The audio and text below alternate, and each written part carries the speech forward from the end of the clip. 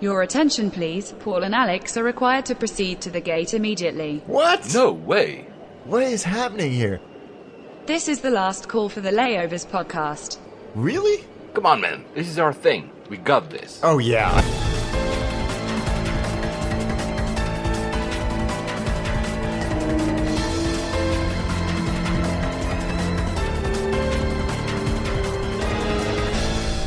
And we made it. Of course, geeks. Flight 76 to Alaska. Hey, next Seattle. we need to get to Alaska. Yeah, that was the pun because you're going to talk to us about Alaska Airlines. I mean, wow. So, guys, he hasn't told me almost anything about it. I mean, he sent me like a few things over Messenger when you were doing that trip. So I have like little hints of what it was, but I'm very curious and be listening and not talking at all when you're going to talk about Alaska. We're recording today, the 7th of August. It's Tuesday. And for you, it's again very early in the morning, right? Yes, it's 7 a.m. and it is the end of the world here in California. Why? I wish you could see out of the window. It is the most horrendously eerie sky because of all the smoke from the fires that we're having here. We have the largest wildfire in California history happening at the moment, and it's about 2 hours north of us, and it takes up nearly 250,000 acres. And the smoke here in the morning just blocks out the sun. So it's like being in a Star Wars set. It's horrible, really, when you consider what's causing it. I'll tell you a little bit more about it later because I actually experienced it firsthand on my flight back from Boston. Does it give like some kind of red hue to the sky and something, or like very dark? Yeah, it's almost like a pink, a very, very light pink or peach color. Wow.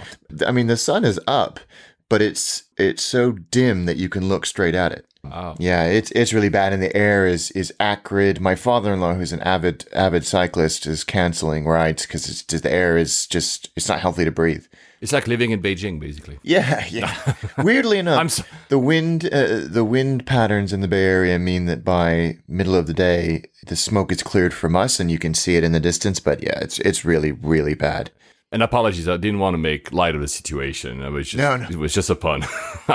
Wow, I mean, we had similar fires actually in Greece lately as well. It was actually quite like these tinderbox type of scenarios. Yeah. I think this is what they're experiencing. And this was this fabulous, and I'm sorry to use that term, picture of this transformed 747 that was putting some fire retardant over those fires, and because of that color, the hue color of because of the fire was kind of reddish. It was absolutely, I think it's the AP that posted it or something. I say fabulous because it's beautiful, but at the same time it's dire because you know what's actually going on the ground. Man, I didn't realize you were that close. Oh, wow. Yeah, it's pretty crazy, and you can see the DC-10s that are doing the very similar fire suppression flights on all of the flight tracking apps here as well. So yeah, this is an annual occurrence, but this year is particularly bad. Well, we just started raining here in London. That saves my ass now that I am on the last floor of my building, and I was about to boil hot just to do this podcast with my dear friend Alex, and thank God it's actually raining, so it's cooling off the air. Since Alex is very early in the morning, I'm going to say a few bit before he goes on to talk about Alaska, so he has time to get caffeinated. and also, I should mention, and also you had to recuperate from your race. You did that cycling race near Boston, right? Yeah. You did last year. Yeah. How was that? It was good. I did the Pan Mass Challenge, which is just under 90 miles for me anyway. You can do a bunch of different routes. And this year they're going to raise at least $52 million for cancer research. So it's a fun endeavor. Yeah, it was very hot, very humid, very wet, but I'm really glad I did it. It was a lot of fun. And you didn't do it with your brother this time because I took hostage of him. He was in London. We just drank Kentucky bourbon together. There so, he had a choice between racing in Boston to raise awareness and money for cancer or having a bourbon with Paul, and he decided to do that. No, guys, he was actually here for work. Hi, Will. But it was so cool. I had never met him in person, so it was my first time. It was really, really cool. Yeah, I hadn't realized that either, so I'm glad that happened. So I usually don't start with shout-outs, but there's a new trend that has developed in our followers and listeners in the past few weeks that I wanted to catch on. There are two people. One is Sergey Ersh123, that's on Twitter, and the other one is Dan Tan Dan. So both have sent us a picture that's really cool. You need two smartphones, or maybe one smartphone and one camera, but they've been sending us a picture of our show on their phone whilst they were listening to it, with a background of both. It was the wing of an aircraft. One was clearly in business class because probably is a little bit in the front. I cannot recognize the airline. And the other one was slightly below the wing, so probably in economy. I mean, guys, I don't want to ask you to do that, but if you have two phones, which for instance I do, and you want to do that, these are really cool pictures to see our podcast with you listening it and an aircraft in the background. It's really cool. So thank you, Dan, and thank you, Sergey. And Dan says, definitely waiting for layovers to get themselves to Australia to test our products here. Taking their podcast on board seems about as close as they get right now. Well, you might be on for a surprise. I'm not going to say more, Dan. And Sergey says, a Sharklets sunset, brand new airplane smell, and most importantly, the Layovers podcast. What more does an AV Geek want? I'm a listener from about episode 25 and absolutely love on how Paul and Alex mix facts and news with fun anecdotes from their travels. Keep it up, guys. So thank you so much, guys. It's really that's really kind. Yeah, I love the idea that people listen to it while they're flying. I think that there's something, I don't know, rather wonderful about that. We also got a message from, what's her name? Anita. She sent us a little video of a trip report she did, LAX, Heathrow, HAG. What is HAG again? I don't know. I don't remember now. My God, I should have checked before actually starting recording the show. I'm really sorry, Anita. So guys, look it up, HAG. You see we're good AV geeks, but not perfect AV geeks, because I have no idea which airport that is. Me neither. To be honest with you. And she did that with two kids on BA. And I wanted to mention it because you also talked about your BA experience with your kids in the last episode. She says that BA did admirably, reasonably comfy ride, but she says the food was awful. Next time, I will order kids' meal from me. And that's a good idea, actually. Yeah, the kids' meals aren't bad. Again, I can't remember if I mentioned this on the last episode, but I pre-ordered my meal, and yes, you pay for it, but it is markedly better, and you're served first. In economy. And she thanks you for recommending the In-N-Out in LAX, because you haven't had a real burger till a A380 screams overhead while chewing fries. I love that. That's I'm taking my family down to LA today, so that'll probably be one of our first stops. And you remember, Anita was a person who had written us that she had some kind of fear of flying. And she adds, I wasn't nearly as nervous flying with layovers in my ears. I mean, come on. Thank you so much. I really do appreciate that. That would give me PTSD, but I'm glad it helped. I give him PTSD, guys. That's why he doesn't want to hear. A few things about the last episode as well. It was 075, and I had forgotten. And Mathieu Guionnet-Duluc, who's a longtime listener, told me, hey, Paul, you know that 75 is also the city code, the postcode, if you want, for Paris. Yeah, of course, I didn't realize that. I forgot as a kid. The old license plates pre-EU had 75, and you would know when you were riding the highway, oh, that's a Parisian. So yeah, it was also a little pun there. And Lucas Meixner. So Lucas is a great guy because Lucas was working for a company called Social Bakers. They do like a lot of, maybe was he a co-founder? I don't remember. And one day, a bit like our friend Mark, said, oh, you know what? I want to do something else in my life. He's training as a pilot, and he's going to be a pilot for Ryanair. Wow. Good. Yeah. I like hearing about people who do that, who just go, you know what? I'm going to finally do what I've always wanted to do. Exactly. He cannot yet fly Ryanair. I think he has to go through like the last bit of school or something. I don't remember. But we said that if Ryanair agrees, he will be on the show to tell us about maybe that epiphany and also that would be amazing. Yeah. And how the school works and, you know, what you had to do and everything. Because that would be a very interesting for like a fresh, you know, pilot to understand all the dynamics here in Europe. He was living in, if I'm not mistaken, the Czech Republic. Maybe I'm wrong, Lucas. Please forgive me if I do. And he says about Paris, no sensible person can possibly love Charles de Gaulle, Heathrow, or Frankfurt. These three are tolerable at best. Well, he has a point. I think that's tolerable is that's absolutely right. That's absolutely right. Sadly. And Michael Leppa at Royal Funk was Finnish, and he was, you remember, guys, he was in Japan for a while, and maybe he's come back now. And he said something that, yes, important that we didn't mention. He says, I have a 50% lost delay rate of checked luggage at Charles de Gaulle. 50%? And he says, also, when getting a taxi at Helsinki airport with minimal luggage, the driver asks, coming from Paris? And to be honest, having, as you know, guys, I don't really fly SkyTeam a lot. I've done it a little bit more these days because they have good deals, and I'm not hostage for my miles, but I used to fly them almost exclusively, and I never had an issue coming from going to Japan when I was there, but when I was going a lot to Brazil, I was doing London, Paris, Rio, for instance. And it's true. I think 30% of my trip, we're talking like almost 10 years ago, I was checking luggages. And there's at least 30% of the time my luggage didn't follow. That's incredible. So I don't know. That's an extraordinary failure rate. I know that Milan MXP has the same issue. I know there's quite a few airports who have bad reputation about luggage, but I forgot about, to be honest, I don't check in any luggage anymore, so it's very hard to judge these, but apparently it's still the case. Wow. There you go. A bad point for Charles de Gaulle. Wow. That is a staggering statistic. Yeah. About KLM, also forgot because I had a message. I don't know the name of the person who did that. I'm sorry again because I'm really bad with my notes these days because a lot of work. Says, did you not get the little bottle? And I said, yeah, it's true actually. The little house that you get at KLM. That's it's quite a fun thing to do. I will give them that. For those who don't know, it's a little house. There's actually a collection, and some of the houses are very rare. There's actually even websites to exchange houses because there's some Rembrandt house, I think, is one of the rarest ones. They contain Dutch gin. I've never opened any of those. I have. I just showed Alex the one I just got. I don't know which one it is, actually. It's probably written somewhere, but I don't have time to read it now. Back then, they said, well, is there a law that tells us drinks have to be served in a glass? And that's how they got away with it, basically by offering this gift. They knew, of course, that people wouldn't open them in the flight, but that's actually gin inside. It has a long shelf life, so I think I can still open it maybe in 10 years or something. Yeah, may take the edge off. Well, there you go. If you're flying, fly KLM and drink the drink the free gin.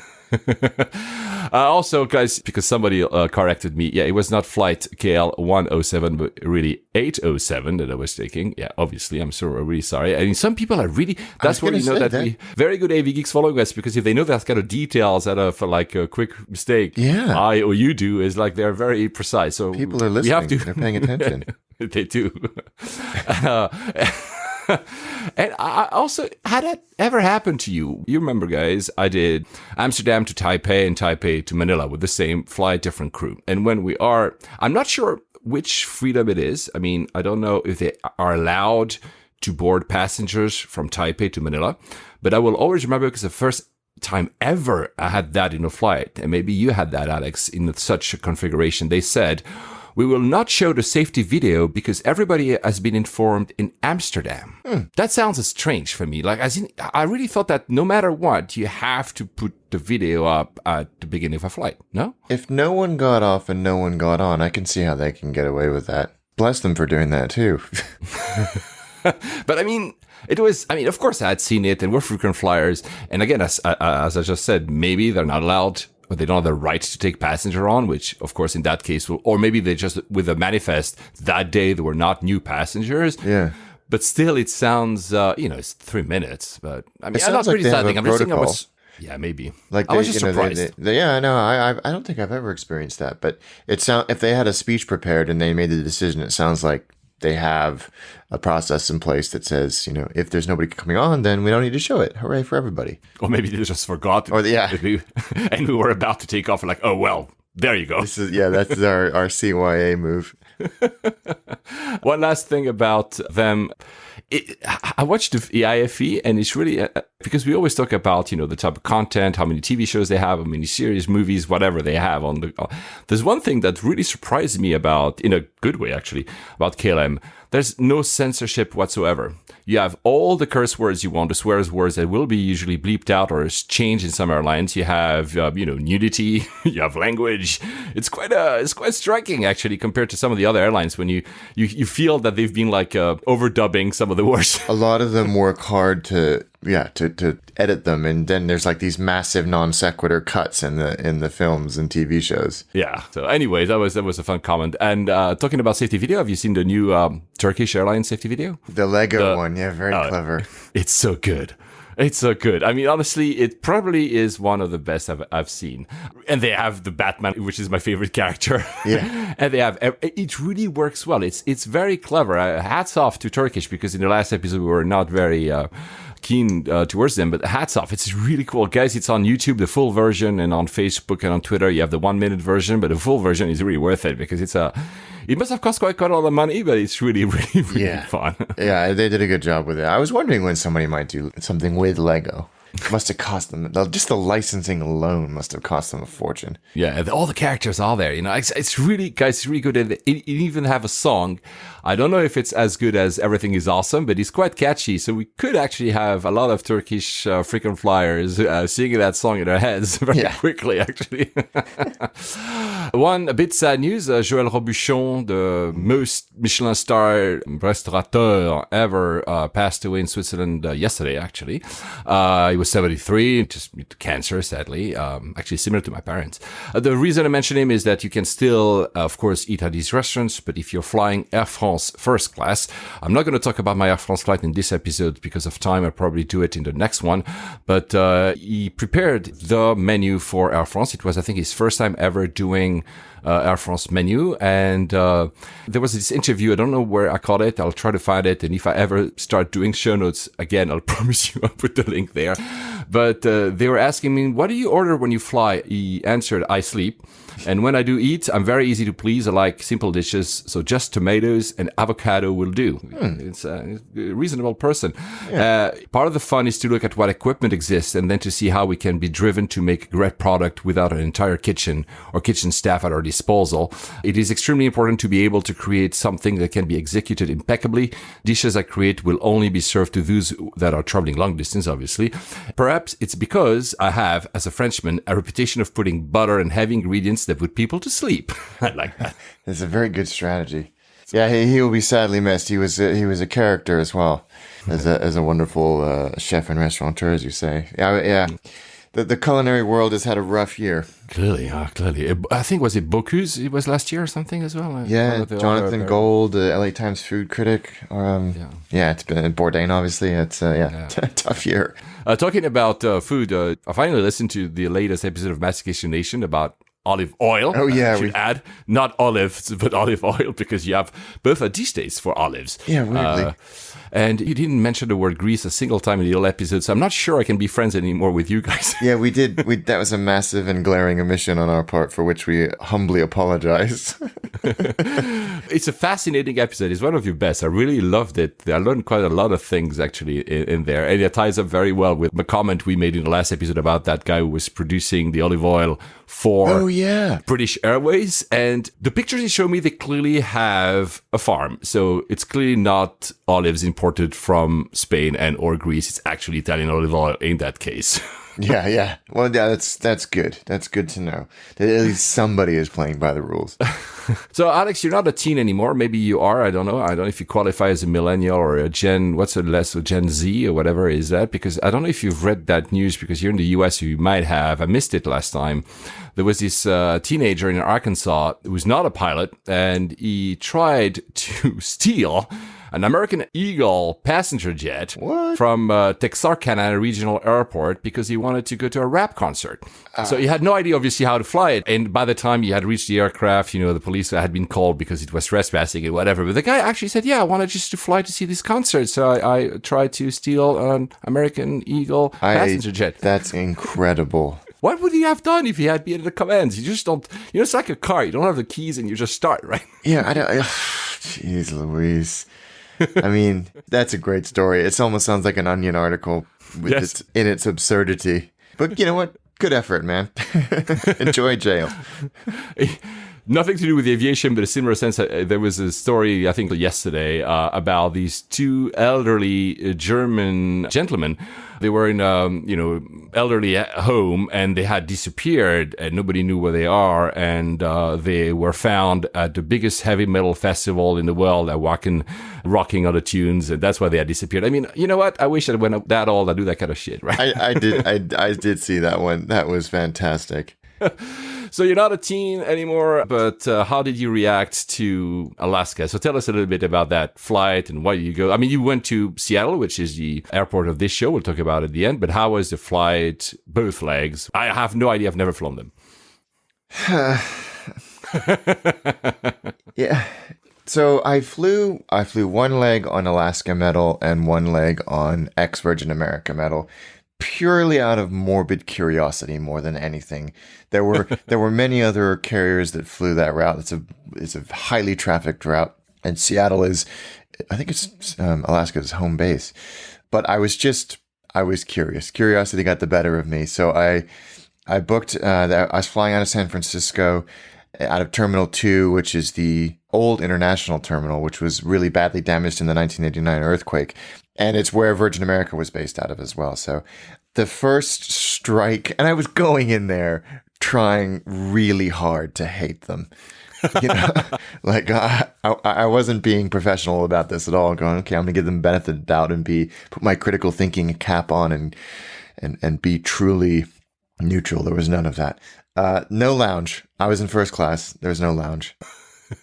And unfortunately, pro tip, by the way, there's no priority pass lounge in Terminal 2 at San Francisco. There is one in the international terminal, the Air France KLM lounge, but there isn't one. There's an American Airlines Admirals Club, but I could not get in. I was not eligible, even though the lady at the desk, and again, kudos to American Airlines, spent a good few minutes trying to figure out a way that she could let me in without getting in trouble, but it wasn't the end of the world. So that was strike one. Strike two, the airplane was very, very old. I think it was a winglet-less 737. I think it was about 18 years old. And you can tell by this point, I'm just nitpicking. But it was an old airplane, and it had the older style domestic first class that we all know and love, that basically everybody still has, those big sort of recliner seats. We boarded on time. The boarding process was very smooth, very easy. The check-in agent was very friendly. And yeah, the plane, it did feel a little bit old inside, but it was still very, very comfortable. It's 2-2 in business on the 737, or first, whatever they want to call it, on 737. And you know what? The in-flight experience was very, very good. And it really makes me slightly nauseous to say that. But people have always said that. When I bitch about Alaska on Twitter, people have always said they're not bad. And that's exactly how I would describe it. Not bad. There was nothing incredible about it. No wow moments at all. They've done a good job removing everything that could generate wow. But it was friendly, attentive, but not overly cheery, in a sort of condescending and irritating way. You had a menu where you could pick a hot or a cold item. I think I sent you a picture of the sort of crudité platter that I got.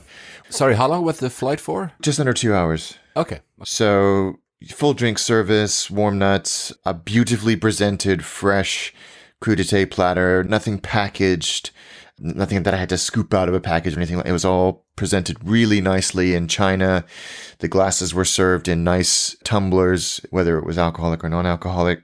They had Wi-Fi. It wasn't the fastest in the world, nor was it free. And you could stream content, but there was no live TV. Yeah, it was fine. Again, nothing to write home about, nothing special about it. But for an American airline, in my recent experiences, it wasn't bad. And that's honestly about as much as I can say. Was the return different from the outbound? Yes. Was it? Oh. The return I paid a lot more attention to because it was an old Virgin America airplane. So I new. Was it an Airbus? It was an Airbus. It was a 320. Those who are Alaska don't want, basically, because I think they're all Boeing, right?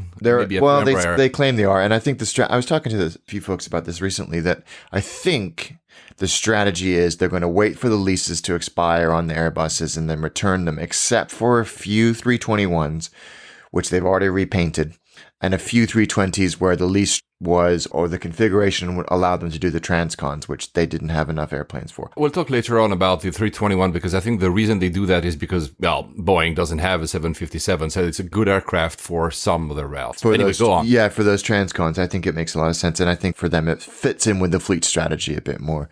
Yeah, so the return flight was on a Virgin America airplane. Obviously, I know that product intimately, so I was interested to see if the soft or hard product had changed at all. The first thing that was interesting was our flight was delayed because they couldn't find the crew. And it was delayed for about 40 minutes because they couldn't find the crew, and we were waiting and waiting. When we finally got on board, the captain explained that when they had landed from their previous flight on a different airplane, they were at a gate on the other side of the airport, and I can't remember the name of the terminal that we were in, is under massive renovation. Seattle, like many other airports in America, as we'll touch on later, is sort of this hodgepodge of growth and expansion over, 60, 70 years. And then you get on board, and the Virgin America first class seats are these sort of white leather recliners, which are now really starting to show their age. They look worn. Oh, wow. I only fly them twice. You remember when I went from LA to, and they were fantastic. They're very comfortable seats. Yeah, they were looking a little bit worn. And they're not blue. Sorry. They're not blue. No, they're white. I didn't actually look back in the main cabin to see the state of the main cabin seats, but obviously white is going to show wear a lot faster than black will. But I know that the crew were wearing Virgin America uniforms still. Oh, wow. Which, if anybody is from Alaska or Virgin America that listens, can you tell us what the status of that is? Because somebody flew on a Virgin America flight recently, last week, and said that the Virgin America crew were wearing Alaska uniforms. So that seems unimpressively inconsistent. If that's the case, it should be one or t'other as far as I'm concerned. Or maybe simply they still have the crews on different contracts, and as long as these guys don't have a single contract, they just balance the crew. So maybe they took Alaska crew, but then they would have to be yeah, I know, qualified. You're right. Yeah, they would have to be Airbus qualified. So I'm not sure. Well, maybe it's just a transition period. I think that's probably what it is. But it was all Virgin America branded. They still play the safety video, which is everybody seems to love. I don't really love it. The dancing safety video, the safety cards are still Virgin America. The napkins and stemware is all still branded Virgin America. But the IFE and the food have been massively degraded. Really, really disappointingly so. Sorry, the IFE is still branded Virgin America, though, but they just removed a lot of the content. Is that what you're saying? It's sort of been watered down, so it's not nearly as Virgin America-y as it was in terms of even the UX and the branding and the design, and then the content has been it's almost useless. I would be pissed if that was the IFE offering on a Transcon. Wow, you'd be really bored. There's no live TV anymore. So they're really losing out to their competition especially on those long hauls, because everybody has live TV. The on-demand content offerings were maybe a quarter of what they used to be. The games they used to have on there, which were actually for IFE games, were really good. We were the first airline to have Doom ported to an IFE. They're just Linux boxes, so it's actually pretty easy. None of that. So it was really disappointing. The food was very mediocre compared to what the Virgin America food was. The service was fine. It was much colder than the Alaska service, which I think, and I'd be interested to hear from those of you that have flown on Virgin America to tell me if my experience is a one-off or if it's consistent with what you've experienced. It was cold, but it was, I think, a reflection of just a general dissatisfaction of how the merger has gone. Oh, yeah. From an in-flight team perspective. From what I gather, listening to snippets of conversations, the Virgin America crews have been a little bit screwed on seniority as they've tried to merge the various rosters together. And I think that's pissed off a lot of people, because your seniority, at the very least, allows you to bid on certain routes and timings. And if you lose your seniority or it's reduced by, your rank is reduced by literally thousands, then you lose that ability to bid on a preferred route. So perhaps the person had a bad day, but it was consistent across the few flight attendants that we had. So I'd seen people comment on Twitter. People have sent me messages saying how much the experience has degraded. Funnily enough, when I flew on JetBlue, a guy was complaining about our flight, and it was baseless because I enjoyed the flight. And then he said to me, blah, blah, blah, blah, blah. I really miss Virgin. I was like, was Virgin that much better? Putting on my sort of naive hat. Of course it was better. And he sort of explained, he's like, even when you fly Alaska, it's not the same. They're not as fun. It's not just not as good. It really seems like they've screwed something that could have been very valuable to them, and they've lost a lot of loyalty. He said, I've switched over to JetBlue now because Alaska is not as good caring for the Virgin America product. And I bet a lot of other people have done that too. Basically, what you're saying is that it doesn't make you feel anything. I mean, you have a particular position because, of course, you were involved emotionally as well with the product. But if I were just a simple passenger, having been used, and for me, again, it was only twice that I've seen Virgin America. But if I expect that kind of fun, then obviously Alaska, which is a very, your granddaddy corporate type of airline. And that's a lot of good things about that. It's stable and it's very safe. It was amenable and, like on so time. But exactly. It was boring. Yeah. There was nothing. You're absolutely right. I didn't feel anything as a flyer that I thought, this is above and beyond. This is innovative. This is creative. This is better than anybody else has. But I think everyone who listens now 76, episodes, they understand that every time we talk about an experience, we talk about a soft product, the hard product, the people, the seats, whatever. But at the end of the day, it always boils down to that: has it given us any type of feeling? Yeah. And this is why last week KLM didn't give me any feelings, and United doesn't give me any feelings, and then you have Emirates. For all people can criticize them, or, Cathay gives you a feeling, and for different reasons. So we're not here comparing Virgin America to Cathay, for instance, but they all give you something to say, that's a reason I like this airline, thus I like the brand, or I like their people. This is why we are so torn sometimes with BA, where the product is so, but then the people make up for it. Yeah. So it's, I think that's the thing. I mean, if I were to live maybe where you are now, or why would I choose Alaska over something else? Either it's like half of the price and okay, well, there you go, or it has to offer me something. Yeah. It wasn't anything to write home about. And I would certainly not go out of my way to choose them. And I am being objective when I say that. I've had so many really good domestic U.S. airline experiences in the last 2 to 3 years that I know what my options are. And it's not something that I would go, I can't wait to fly them again, or I will go out of my way, or I'll pay 20% more than a JetBlue or a Southwest or an American to experience. Yeah. I just wouldn't. Yeah. They had a lounge in Alaska. I did the same thing. They had a lounge in Seattle. It was fine. It had good views of the apron. It had a pancake making machine, which is apparently cool. You press a button and it poops out a pancake, and it's whatever. It was fine. I didn't feel anything about it, and it's a bit frustrating. I totally understand.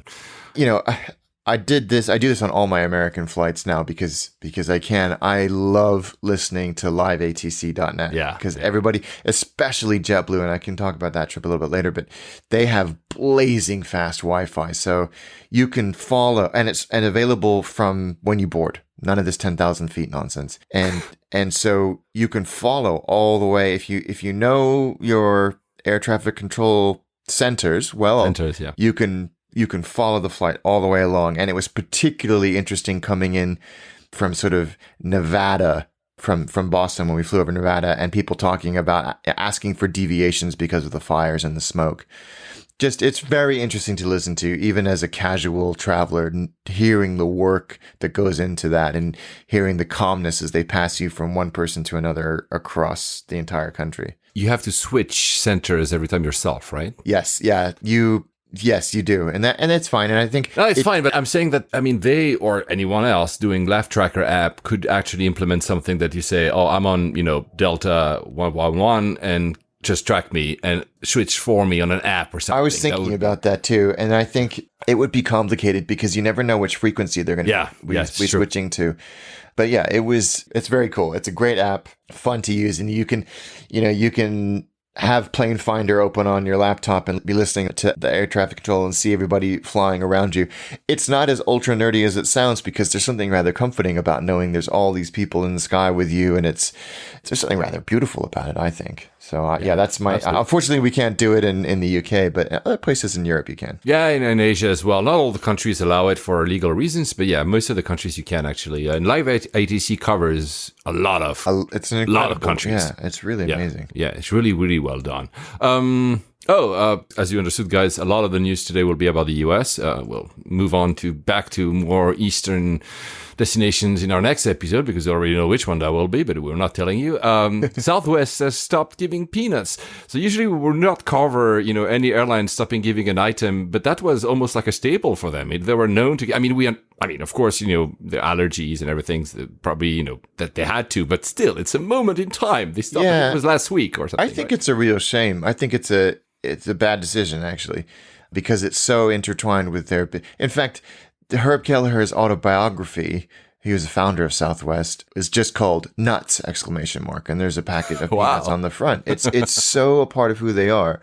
And I think they just got sick of people throwing hissy fits that they served peanuts on airplanes. I'm not going to get into that now because I'm probably going to piss off a bunch of people. I just think it was a bad decision and a real shame. Although there was I caught this out of the corner of my eye, either a radio station or a TV station or something that wrote to Gary Kelly, the CEO, and said, can we have all the leftover peanuts? And they sent them. I retweeted that on our Twitter account. Was it a radio station? I think it's a radio station, and clearly it also means that they had planned that for quite a while because there was not a lot of packages remaining. It's not as if they decided, so they really had until it lasts. And the last maybe what, like 300 packs or whatever, you see a photo of it. I think it's a radio station because it's K something. So I think it was too, yeah. Well, God knows what they're going to do with them. Yeah, but that's so cool. Then it's also so cool that the CEO would do that. It was okay, here you go, get them if you want them. I just stuffed them in my carry-on bag whenever I flew on Southwest and just pulled them out and started eating them.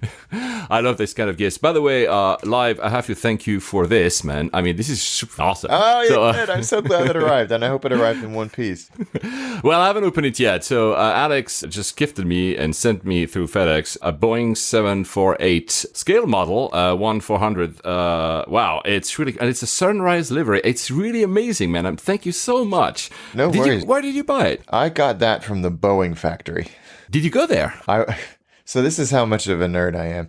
We were up in Seattle filming, and I arrived there a day before Greg because I was visiting family. Me. Yes. And I went to the Boeing factory in Everett, which I'd been to before, but I can't not go there. And I needed to do some work on our script. So they have this amazing outdoor viewing area on top of the museum itself. It's huge. It's got maybe 30 or 40 tables and chairs, and you can sit out there and you can see all of the new planes just basking in the sun, waiting for their paint or their first flight, and I watched a JAL Dreamliner land after its very, very first flight, which was really cool. Wow, that's and they've got a great shop, but the best shop is at Boeing Field, where they make, among other things, the 737. They have the Museum of Flight there, which has the original 747, the original 727, original 737, the third Dreamliner, Air Force One, Blackbirds, amazing stuff, as well as a great shop. So I went there twice. But actually, I read a piece of news that I've never been to either, but is that the Painfield Museum you're talking about? Yeah, so I just read that the lease is up, so they will have to close part of that, and there's a huge auction going on. You can buy the nose of a Boeing 727, you can buy stuff like tires. You can buy almost anything because the lease is up, but they're not renewing it. I really wish that you hadn't told me that, because now I'm going to go buy a bunch of stuff. It was on the Seattle Times. I remember that. Guys, I'm so sorry I don't have the notes in front of me because I was not expecting to talk about this in this episode. But yeah, they are closing it. And there are also smaller items, obviously, not only stuff that you got to put in your house. Although there was the story of this guy, what was it, in Thailand, who bought the 747 and put it in his backyard. You remember that? Yeah. There's an opportunity. So yeah, I think I don't have all the details, but I think the lease is up. I think they want to redevelop differently the area. I don't know if there will still be an exhibition, but much smaller scale. But clearly, there's an auction. Payne Field is where the Boeing factory is, so I'll be interested to see how that's all going to work. But if they're selling some of the stuff, then Boeing, you know where to find me. I'm going to probably order stuff from you. Which, by the way, with your awesome gift here that I'll put in my office behind me, along with a few other planes. I mean, you have many more because you have the excuse of having a kid and I don't. I love this sticker. If it's not a Boeing, I'm not going. It's really cool. they had quite a lot of that stuff. I didn't know that was an official Boeing tagline, but yes, it is. Do you remember Dan, our ATC at SFO, was clearly like, anything Boeing is fine. So that's exactly for him, And I will put that on my carry-on next time I fly on Airbus just to see there you go, just to see the eyes of the crew. Since we're going to go to your JetBlue in a minute, but since we mentioned it last time, the JetBlue founder, the original founder of JetBlue, David Neeleman, is actually opening a new U.S. airline startup. So we don't have exactly any idea of what exactly would be like. If it would be an ultra low cost, if we're another JetBlue, it will be an attempt to do something like Virgin America. But he's saying that after years of U.S. airline consolidation, the conditions are there to create yet another airline. And we said in the last episode, I think that he has put an order. I don't know if it's an option, an order. In these terms, always, how they go. For like 60 A220, so the ex-CS series Bombardier, because he thinks that operational costs, they are perfect. Here you go. We might have something a bit fresh in the air. I don't know what the strategy, from what I understand, is going to be a low-cost carrier in between the Southwests and the Spirits in the U.S. So I still think there's room for somebody to compete directly with the majors because of that consolidation, as you said. But the startup costs for something like that are just insane. I mean, $1 billion is probably what you would need to have a good go of it. But you remember when we talked about these the 10 most revenue-heavy routes, not profitable because, again, we don't have the cost. There were two Transcon in there, the United one and not Delta, AA one. Both were in there, which means that these routes put a lot of revenue. So JetBlue, and we know do it, but maybe there is room for competition. If you're that high in terms of revenue, there's always a piece of the market to grab. I'm sure there is. I'm sure if anybody can do it, it's him. Well, talking about startup, you just sent me as well Ario.com, which seems yet another attempt to solve the problem. I'm rich and I want to fly private. Yeah, Aero's from Garrett Camp's company, and Garrett is a smart guy, very smart guy. He founded Uber and all of these other companies under that. I can't remember what the name of the company is that he founded, but he's no fool. And they've been talking about this Aero, revolutionizing air travel for years now. And it's sort of launched, and it's, as you say, it's just another private jet leasing app that no one actually needs. It's revolutionizing precisely nothing. Yeah, as far as I'm exactly. concerned. Perhaps it's where I'm missing something and I haven't seen what's so revolutionary about it. No, we know, but there's like in the Valley, in LA as well, some in New York. I mean, because these are routes that, again, wealthy people take. And you have a lot. There was another one, Aura, it's called, AURA, which is starting in 2019, so next year. And they're going to fly CRJ 700s and same. And when you look at it's a membership base and it's only private jets and the interiors are amazing. And yeah, of course, I want to fly this, but this is not disrupting aviation, really, to be honest. It's just like instead of myself buying a Gulfstream, I'm going to subscribe to an app that allows me to fly a Gulfstream, which is clearly more accessible because, I don't have 20 million aside to buy a Gulfstream. But at the same time, Southwest is perfectly fine to do a Transcon or, of course, JetBlue, which will go in there's so many options there. I'm looking forward to someone properly revolutionizing air travel, if it even needs it, frankly.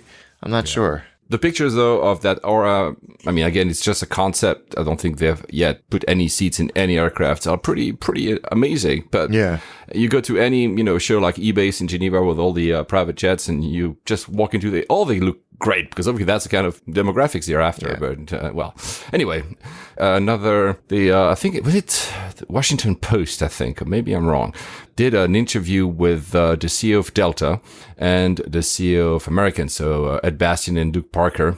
And they ask them to sit in their economy seats of their own aircraft to do the interview to see, well, how, and neither did really say that they actually fly them. They went into like very PR type of answers. Yeah, well, if there's no seats available in first and I'm last minute, I will go to economy.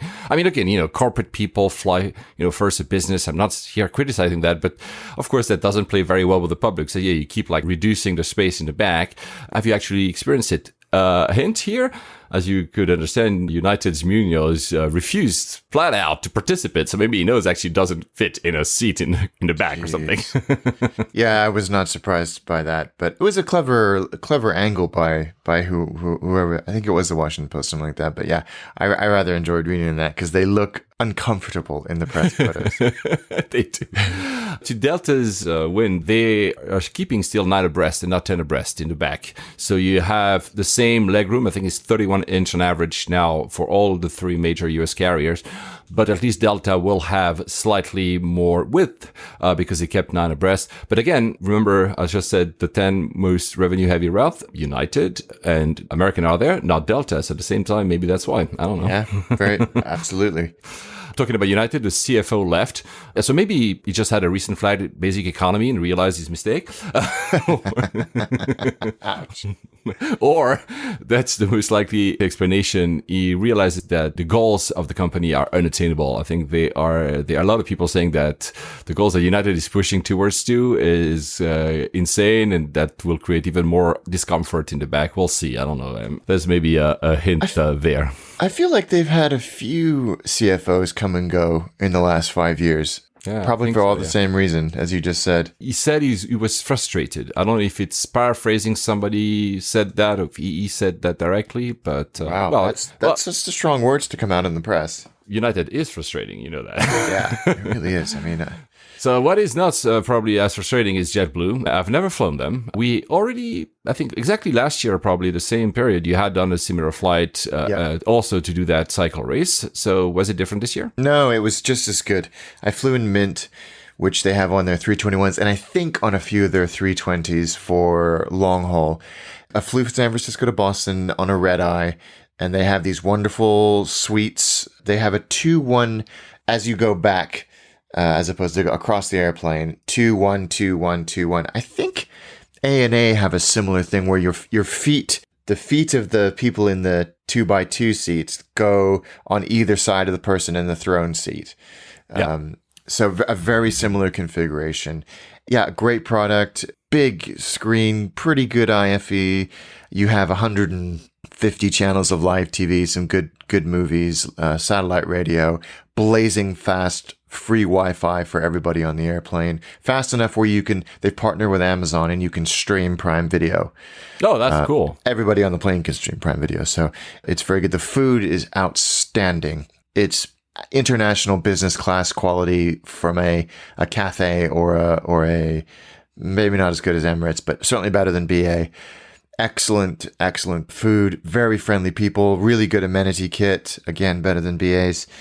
They give really good, bulky, chunky noise canceling headphones if you need or want them.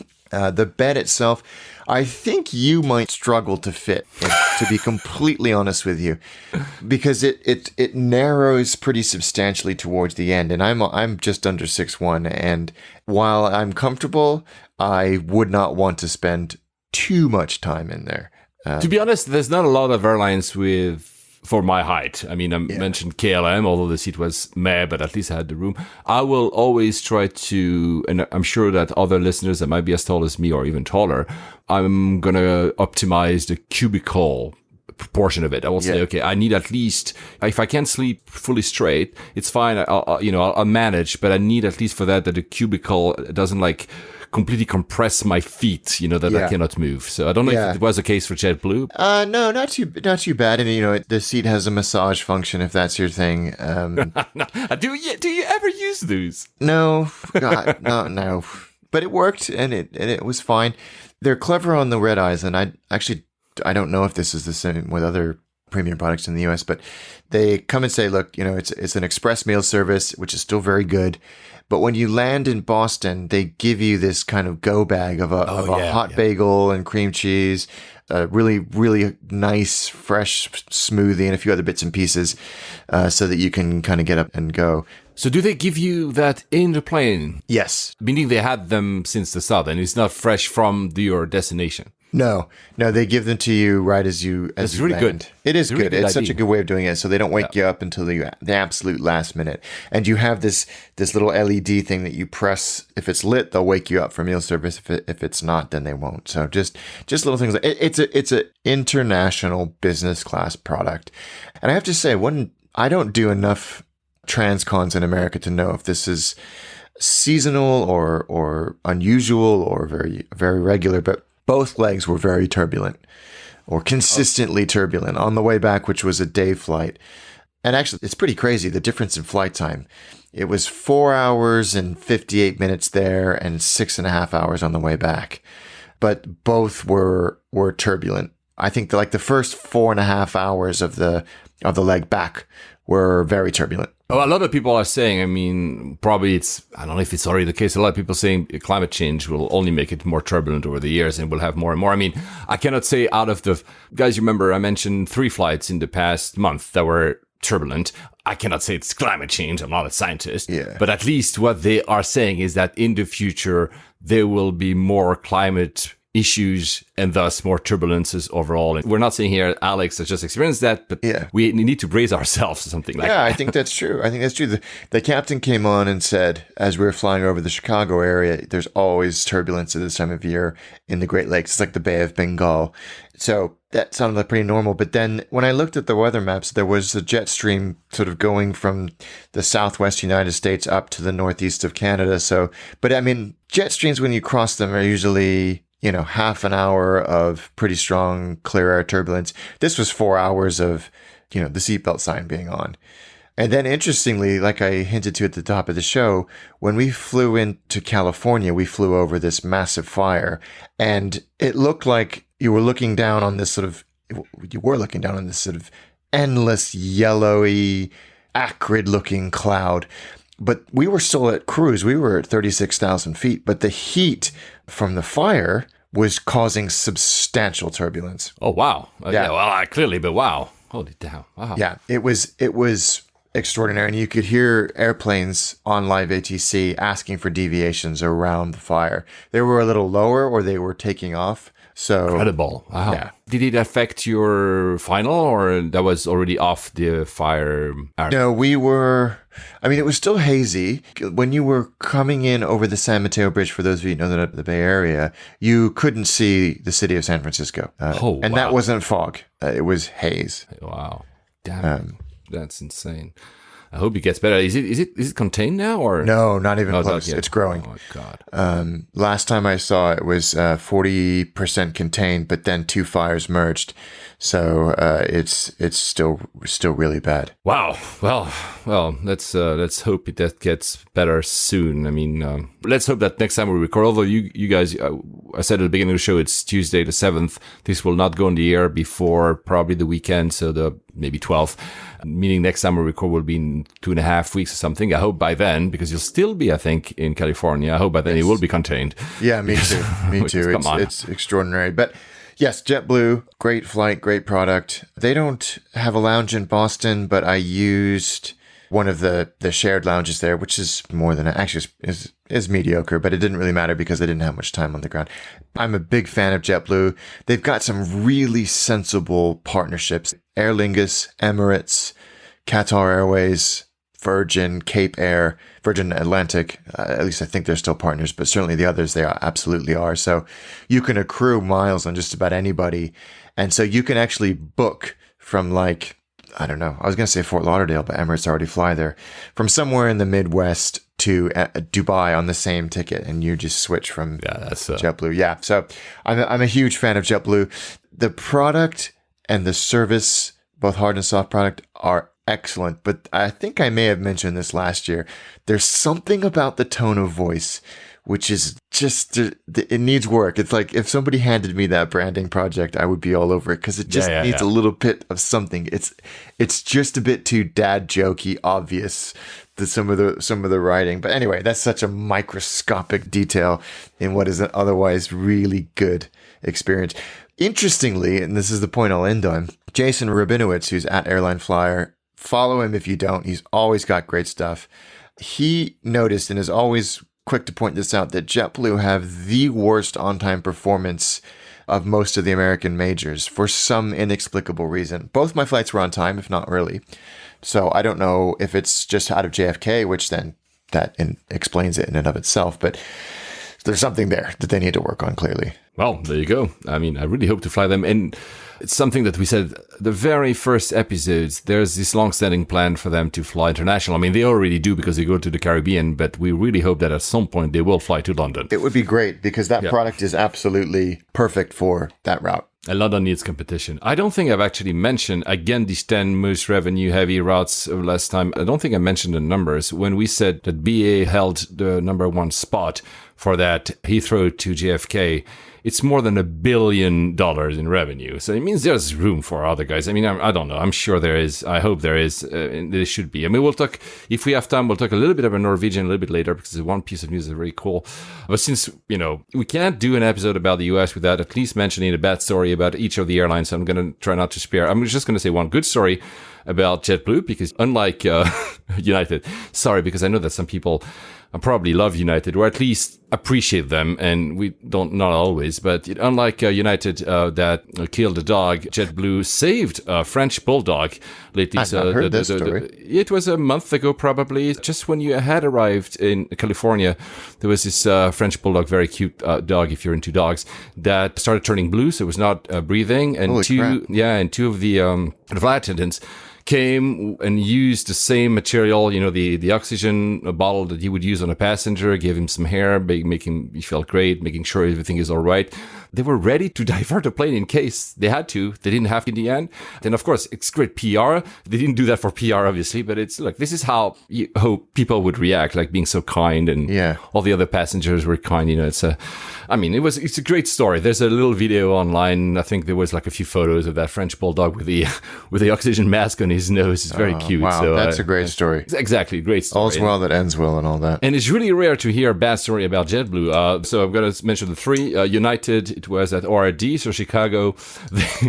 It seems to be a lot of delays all over the U.S. this summer for some reason. Weather, They had more than 12-hour delay. And when people were asking, okay, so what's going to happen because we have to spend a night, they denied that they had to give hotel vouchers. They refused to give food vouchers because they said, oh, you know what? Anyway, it's too late. The airport is almost closed. So then they gave families cots and blankets to stay overnight at ORD, only that everybody had to be woken up at 4 a.m. because airport regulation, okay, maybe that's not the fault of United, but they should have known, says that you cannot have any cot or blanket after 4 a.m. So they had to be woken up, and they cleared the entire area that they were reserved for them. So, and they still had to wait, and they were like parents and kids and elderly people. And I mean, I don't care if it's RRD regulation or United, but I mean, if you care about people, you don't treat them like that. No, no, absolutely. And why?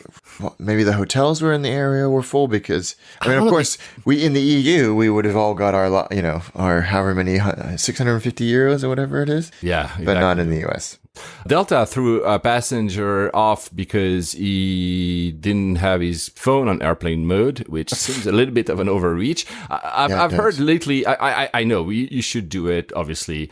We're not always taking this as a passenger. Passengers really act like dicks. It seems in that case that it was not, and maybe, I don't know, the flight attendant had a bad day and put him out. But for me, the worst story is, I think it was only yesterday, the American airline this time, this young Chinese lady, I think with her partner, had booked multiple flights with AA to fly with her cello. And the cello is pretty big.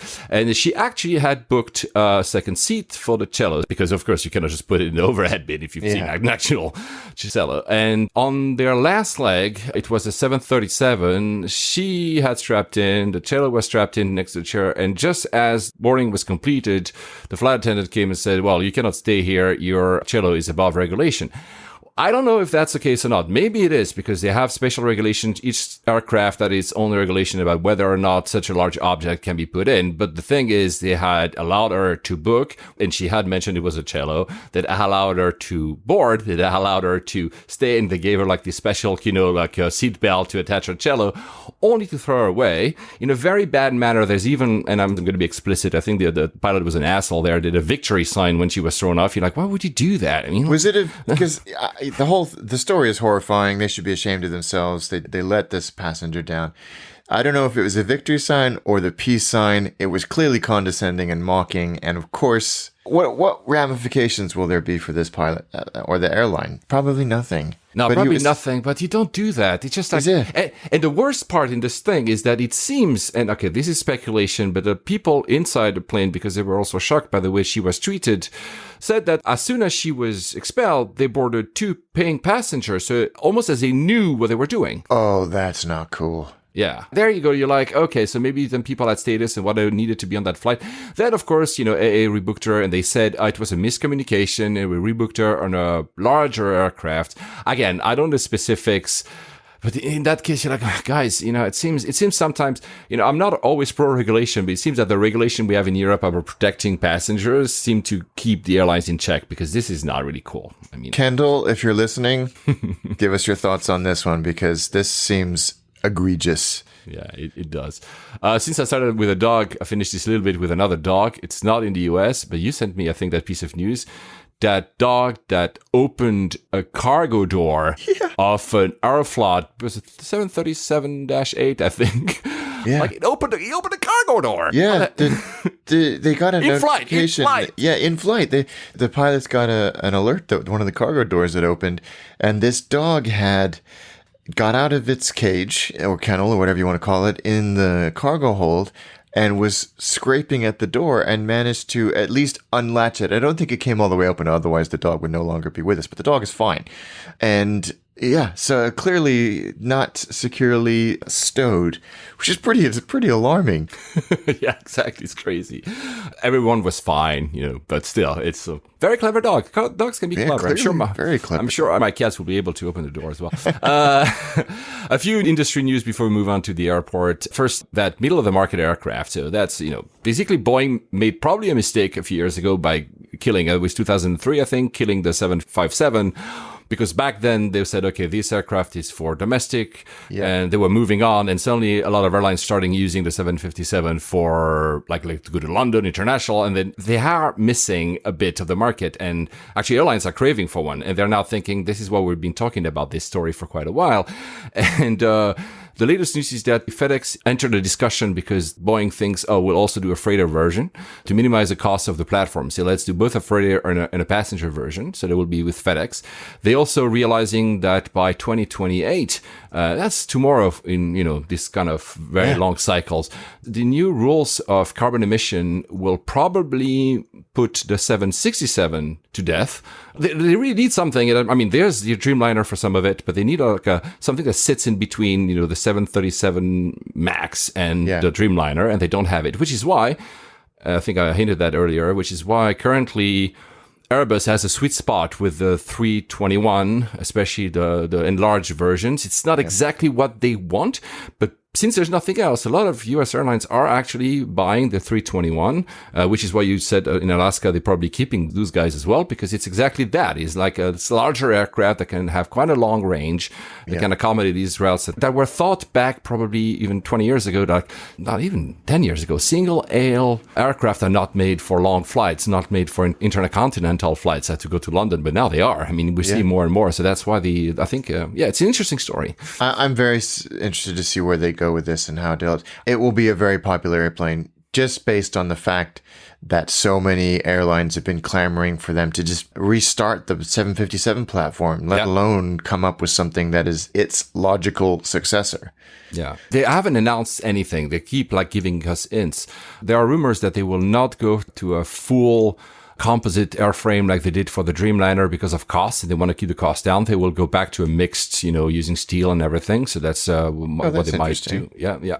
And at Farnborough, that air show here in the UK, Airbus was like a bit cheeky because they were like showing off their XLR, which is the neo next generation of 321, because basically saying to everyone, hey, we're the only one in the market, buy us. yeah, that's clever. Anyway, also Airbus, since we're on it, plans, and that's interesting, an ultra long range with almost no cargo, because that's the other thing that airlines are clamoring about. They said, okay, we can now do like very long haul flights. And we talked about the Newark to Singapore, for instance, that's being reintroduced, or obviously the Middle Eastern carriers going to Oceania, and clearly the London-Perth route. But if Qantas wants to do the London-Sydney route, which is what they want at some point, the Dreamliner cannot do it. And the current version of the ULR of 350 cannot do it either. So Airbus is actually thinking of removing all cargo to create a cargo-less aircraft to have these ultra long range, I guess. It's interesting development as well here. Yeah, I wonder if they're going to be saying that in 5 years, though, when the cargo market changes back again. That thing is so ebb and flowy. To be honest, I think also Airbus is not great at cargo in general. No,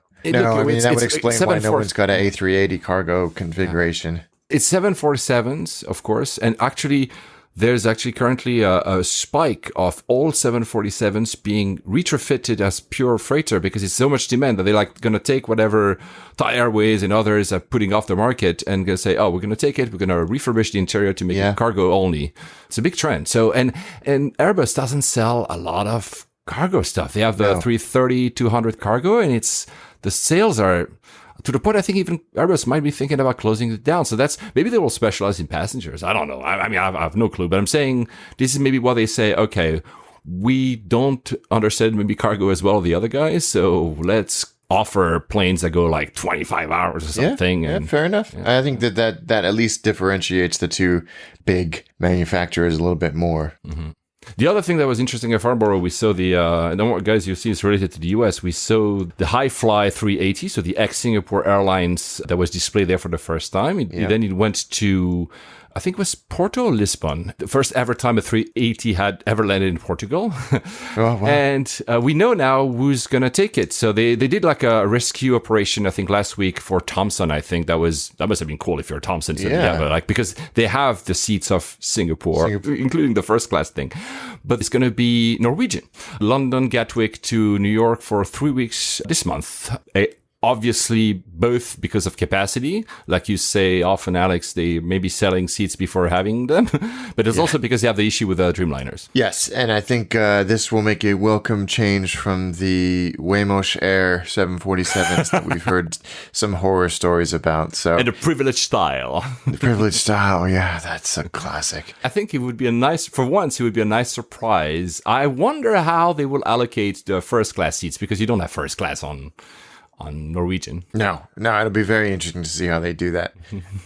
It's almost like it's worth trying, because I think they've announced actually the schedules of the flights that will use the A380 over the 787. But there's been some, again, Jason Rabinowitz found this, there's been some weird delays as a result of, I can't remember the specifics, but they're delaying the flights 4 hours and not telling anybody. So you still show up. Yeah, there's some capacity thing or gate availability either at Gatwick or JFK that means that they're having to implement this delay, but they're not telling anybody about it. And we know that it's only for 3 weeks, because the next customer is already lined up is Air Austral, which is a French company. They go to La Réunion in the Caribbean. Why I mentioned that is there was an article in Les Echos, which is a financial newspaper in France. It's French. Within that, and I don't know if it's an official number or if it's an analyst number, they say that the price per hour of leasing the 380 is 45,000 euros. Wow. That's a lot of money, man. That is a lot of money. That includes insurance and crew, right? It's not just the airframe, but it's a lot of money. And I think it's good for Hi-Fly, because of course, first they have customers, but also they can start learning how to actually, operate that thing. I'm not saying flying it, but how do you serve? Because, they offer everything, the crew and everything. But I'm wondering here, how much is Rolls-Royce giving back to airlines when their aircrafts are not flying? Because 45,000 per hour has to come from somewhere, of course, the seats and whatever, but it's clearly the fault of Dreamliner they cannot fly. So I'm wondering how to... I mean, I read an article that it's cost them $750 million already. Oh, yeah, you're right. Yeah, $720 million. You're right. Yeah. I mean, that's a lot of money, man. That is a lot of money. I don't know if they're going to survive this. And they had a lot of Dreamliner cancellations. They added even more cancellations.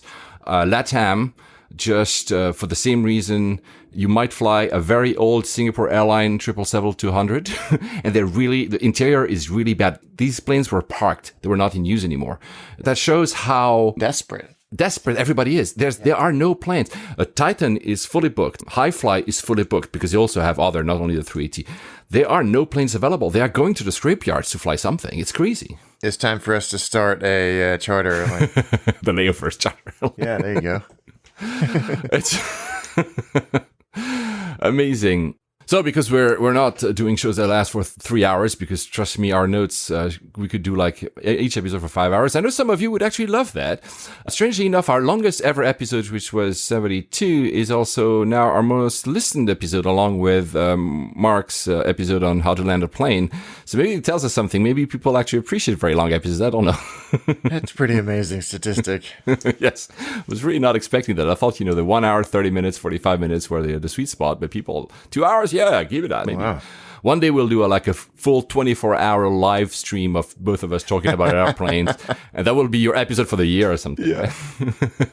So to finish off, because it's still the US, last time you remember, I flew to Manila. Where did I fly next? I flew to Tokyo with Delta.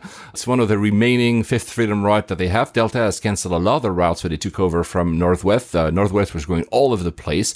I'll talk a little bit more about this Fifth Freedom in the next episode. I have an interesting article about this. So the first thing I want to mention is not about Delta. It was, I don't know if it ever happened to you, but I found it very, very smart. I was in the Shangri-La in Manila, and they provided me with the airport transfer, and I entered the car, and the Wi-Fi is exactly the same SSD and everything as the one in the hotel. So as soon as you're in the car, you're on Wi-Fi, which I found very, yeah. I was like, actually, why more and more people do that? That's very clever. Yeah, it is, right? See, I think it's clever. So Manila is always difficult. Immigration can be very long. But the good thing is that because immigration is very long, then security is never backed up because people are taking their time to go through immigration. So there's very, very few people at security. I went to a lounge. It's called the Pacific Club. It's a KL and Delta lounge. There's no Air France, of course, there. It sucks. It's really not great. I mean, you have the Cathay Pacific next door, which I tried to enter, but, I was not ticketed on one well. Yeah. And they were like, sorry, sir. They were very kind about it, but I was like, oh my God.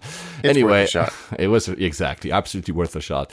Interestingly, the reason I mentioned my experience in Manila, so I had a first security to enter the airport, as it's always the case in some of these airports in the region. A second security, which is the one I just mentioned, the one you always had in airports.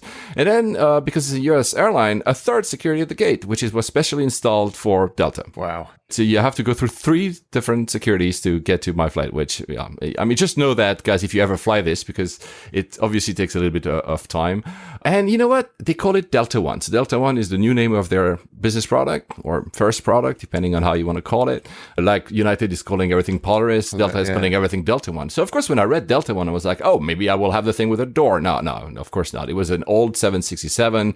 Weird blue, again, seats. I felt it's really fun because I don't know if you don't fly Delta, but they're a good airline, by the way. But the seats seem very small. I mean, it's 1 to everybody has AL access to lie flat, so it's, good enough product. But they are so bizarrely small that it feels that everybody is sticking out of their seats. Like my head is like a meter above the seat. It looks like seats for kids that were, I mean, it's fine. Again, but it's bizarre. There's no sense of privacy. You're seeing the head of the person in front of you, like there. So there's no like a cover or simply the headrest that hides it. It's a bit strange. That's weird. It's really weird. It is.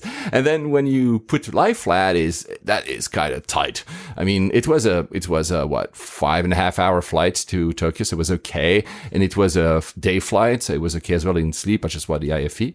The IFE is pretty good. The one thing, it's strange because it feels old. So the plane is old. The screen seems old. The content is okay, I guess. But because there's no remote control on the side of your seat, you have to do everything with touch. And that is super good. And so I'm like, okay, so that means that it's actually a newer screen because, old screens you press for 5 hours, it doesn't do anything. That was super swift. So they made some kind of investment and it works quite well. What I don't understand is, and maybe some people in the US will understand that or actually relate, is that they've now have introduced a new uniform. And Delta colors is blue and red. Red, yeah. Everybody's in violet, like mauve. What? Yeah, it's bizarre. I mean, it's okay. It's a nice uniform. It's not absolutely amazing, but it's a nice uniform. I'm not saying it's not. Does it clash with the that's the interior thing. of the airplane? It clashes with everything. I mean, you see them, obviously, but it clashes with everything. Interesting on that thing, they had the safety video. It's like one of these very non-fun one, let's be honest. But one thing that is cool is that you see the evolution of your uniform since the 50s. So each different announcement, you have a guy showing up in a 50s uniform, then it's not exactly by decade because every time they change. So you have the uniform for the 70s, for the 80s, for the 90s, etc. Cool. It's pretty cool. So that's pretty cool. The thing I will never get used to in these airlines in the US, and I understand why they do it, is the message from the CEO before. Though. Oh, I know. That's horrendous. It's so tacky. It's tacky, right? I don't think, I think Delta are the only one that do that. Are they the only one to do that? Yeah. Oh, okay, yeah. Maybe. Oh, actually, you know what? I think the CEO of American is in is he in this safety video? I can't remember. Oh, and that safety video, not only they had different uniforms, each of the crew that was talking to the video, I don't know if they're actors and actual crew, but they had a different English accent. Australian, South African, Asian, and Asian doesn't mean anything with like many different Asian countries and, New Yorkers. It's well thought out. It's not Lego or it's not the one Virgin America, the first one you had, but it's still okay. Actually, you pay attention. You're like, okay, it's not bad. The one thing I will appreciate, and that shows again our dire states here in Europe, is that, well, it's a 767 is not new, but it's blazing fast Wi-Fi. Yeah. And you're over the Pacific, like I'm leaving from Manila going to Japan, and there's blazing fast Wi-Fi. And I'm like, how can not anyone sorted that out in Europe, for crying out loud? That's ridiculous. It's just the interesting here for Wi-Fi, and it will do, I said that I think 2 episodes ago, I think we'll do, once we have less travels, which might never happen, an episode where we talk about Wi-Fi, comparing our experience in the various airlines. There was one thing very interesting about that one. Maybe it's in other airlines. iMessage, Facebook Messenger, and WhatsApp were free. Yeah, I've seen that on a few airlines too. I think Alaska maybe or American do that. It's a nice thing to do. So there you go. It's a good, okay experience. I used to fly Delta a lot. It seems that they haven't really moved. The food was good. The people are nice because they have this American demeanor. Would I choose that over anything else? No. But it's much better than KLM. The next episode, I'll talk about Air France. It was fun to fly Delta in the Pacific. It's like flying an airline that is not on their own turf is always interesting. It is. I like doing that. And a lot of people were actually continuing to Honolulu. Ah, okay. Yeah. And then I landed in Narita. You guys, listen to episode 50 if you want to know about Narita. But sorry, my cat is... No, that's great. Whilst we were recording last time, there was this Air Canada aircraft. It landed in Narita and took the wrong turn after the runway. I think it was a northern runway, and got into a construction site. So it didn't crash into it, but just was blocked. And it took like forever for them to being able to leave that. Yeah, they got went down a cul-de-sac and couldn't get out, and they were there for hours and hours and hours. It shut down the airport for several hours. That runway was completely shut down. What I don't understand is okay, so first of all, they didn't. Okay, there's no reverse gear, of course, on an aircraft, but they didn't push it. They actually installed a metal road, if you want, on the grass and basically pulled it. I'm sure there's a reason, but I cannot figure out what. It seems that for that all time, the passengers were inside. Can you not just give a bus and take some stairs? That's so bad. I don't know, right? Yeah, there's some weirdness in this story, and I can't figure out what's going on. Narita is it's strange because it used to be that it felt very empty. Maybe it's because everybody's going to Haneda now, but it felt very empty compared to the times when I used to go. In passenger traffic, when I looked it up because I was curious, it's still growing. Of course, it's smaller than Haneda. It's always been. And I think Delta is the last remaining, because they have all their slots there, and maybe there's no slots at Haneda, so they're flying everything there. I'll still contend that Narita is a great airport when you want to go on the east side of Tokyo, because you can actually go faster than if you arrived from Haneda. But anyway. And then I went to have some dinner with Shin, our friend Shin, and a lot of highballs, and that was a lot of fun, man. But how efficient is, because I had to switch airports, and I'll come to that in the next bit, how efficient it is that you can switch airport, do some shopping, have dinner with a friend. I went to the Skytree Tower, that super high thing that I'd never seen in Japan because it was on my way in Tokyo, and arrive at Haneda with time to spare. That's how it should be. So, Seattle. Two things about Seattle. Of course, the airport experience, but did you not do like a seaplane there? Yeah, we did. We took a seaplane. We worked with the guys at Kenmore Air who operate seaplane tours and scheduled flights to quite a few places, both in the US and in Canada, to do this tour that they do. And they operate out of a very little terminal obviously with a dock at the south end of Lake Union, right in downtown Seattle. And it was a 1953 de Havilland DHC-3. So it was, because we said about my experience in the Maldives, they were DHC-6. So these were the oldest ones, the one that don't produce anymore. Wow. It was stunning, absolutely beautiful. And the pilot said, it's a damn shame they don't make these anymore because these are the toughest, most robust airplanes ever made for field flying, or that type of flying, where you need a strong airplane, a tough airplane that can endure, grass field landings and gravel at runway landings and obviously water landings. So, and it was immaculately maintained and restored and brought up to date. It had every possible instrument you could need. Greg got to sit up front so that he could film, and I sat in the cabin. And you do this you take off on the lake right next to all the boats. I can't wait to see the footage. You do a 20-minute tour of Seattle that's narrated if you want it, or they just turn it off if you don't want it. So and then you come back and land in the lake, taxi back up to the dock, and step right off. And it's fantastic. I strongly encourage anybody to do it. So it's like almost like doing it's a tourist tour, right? It's something. It's a tourist tour. But they, like I said, they do scheduled services to a lot of Greater Washington, the San Juan Islands, even up to Vancouver. Oh wow, San Juan Islands. Oh wow. Yeah. So you can go up there with them as well. So I think a lot of people. I was talking to the folks there. A lot of people commute. Can you privatize the plane as well? Yeah, so you can charter them. Yeah, you can go anywhere. They've got a huge route map of charter destinations where they have all of the facilities they need to land. So a great experience, and I strongly recommend them. And you can book online on their website, Kenmore Air. I think it's kenmoreair.com. But I was impressed with them. You remember when I mentioned my experience on the Mali episode of having this very steep descent? Our understanding was maybe in the Maldives, they wanted to avoid noise, so they were waiting until the last minute to descend. Did you have a feeling of that when you landed? No, when you sea landed, whatever. No, because you're coming in over the commercial district of the city, so it's not too bad. I didn't notice anything particularly unusual about the. Did you have earplugs, or like you had a? You had a headset if you wanted it, but I like the sound, so I just took mine off. And it's not loud. It's not loud inside the airplane. What? Mine was freaking. I have the footage. I'll put it up online. I have the footage of I filmed with both of the GoPro with my camera, because it's amazing. But the noise was. I mean, maybe because.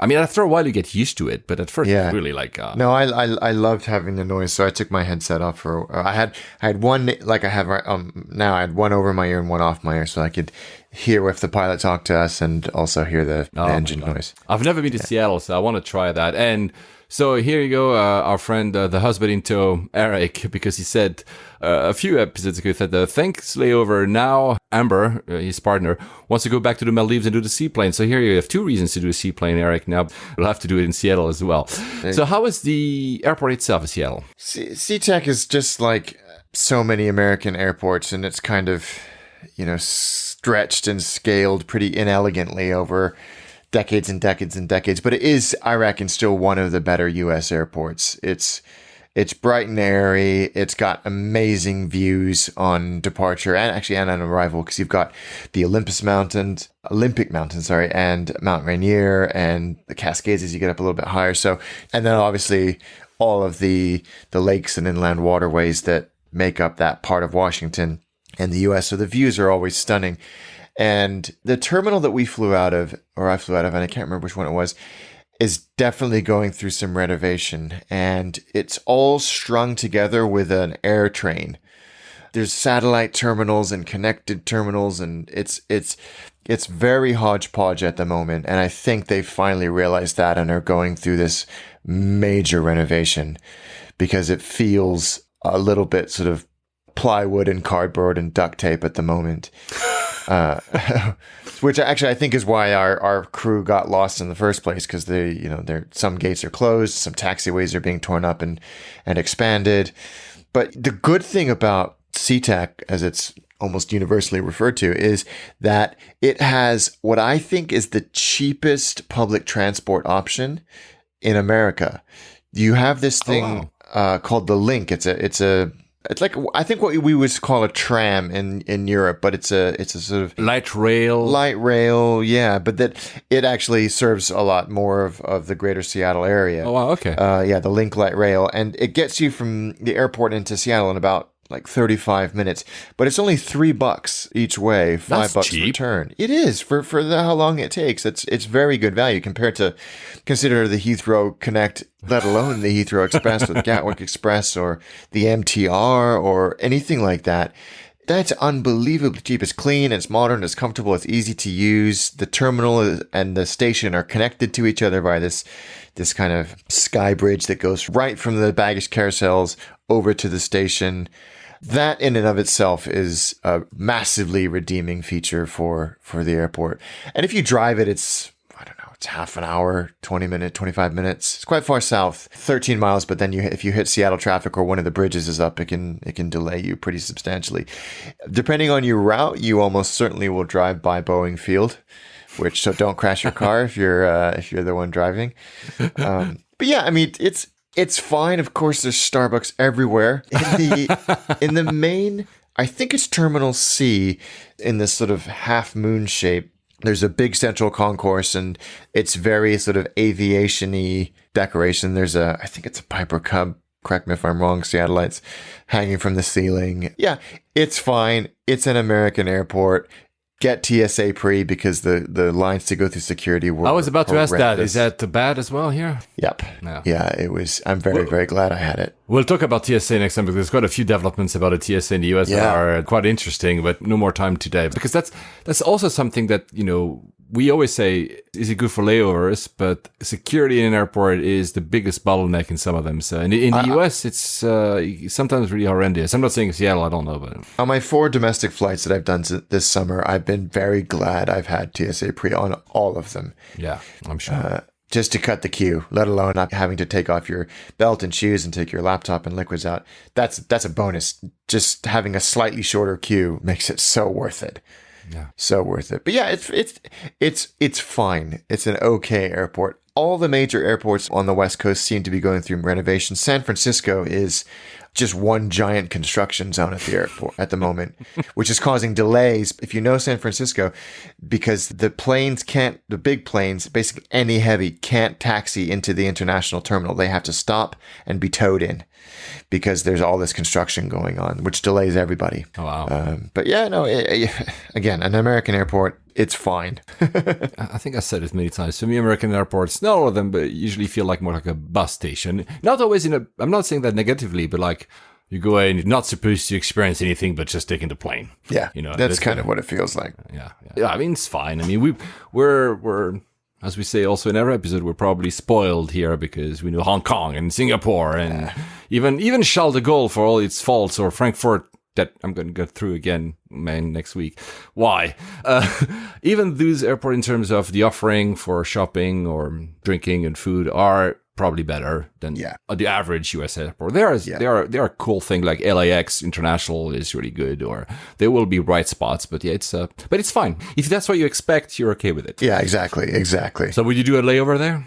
Yeah, because if I had a few hours, you could go to Boeing Field or Everett and do all that. So that in and of itself is worth it. That's a good reason for me to go there, actually. I've never been to Seattle. never been to Seattle, even when I was a kid. So I need not even the city. So I absolutely need to. Yeah. I don't know, just for to see the stars of Grey's Anatomy or something. There you go. Okay, reaching the end of this episode, guys. We don't know what we're going to go record next, but probably just after our booth trip. So you're going to LA? Are you driving or are you flying? Yeah, we're driving down because we got the kids in tow, so that's cool. That'll be fine. Yeah. How long is that? It's about 5 hours. I've done it like in the 90s. Where I'm going next, which I'm not going to announce, which you will discover either because I'll probably do something on Instagram or otherwise because it will be the title of our next episode, is also something I haven't done in 25 years. I'm very much looking forward. It's a very, very long trip. And on that, everyone, safe travels. Safe travels, guys.